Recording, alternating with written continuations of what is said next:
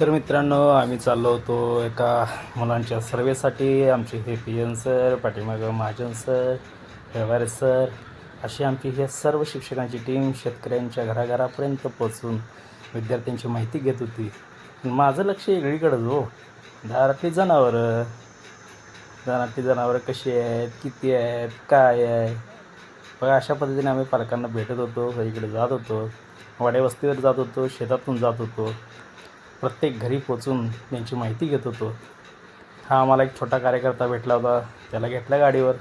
त्यानंच सगळ्या बाकीच्यांची घरं वगैरे दाखवली, माहिती सांगितली.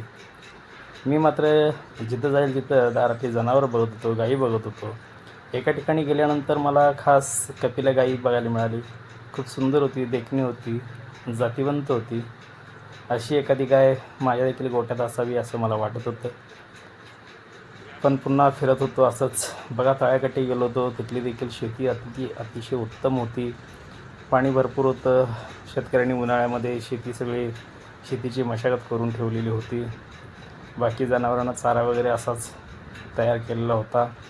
त्या पद्धतीने मी रान बघत होतो. शेवटी जातीवंत शेतकरी कुठेही गेला तर तो पहिला शेतीची माहिती घेणार, अशा पद्धतीने माझं काम चालू होतं.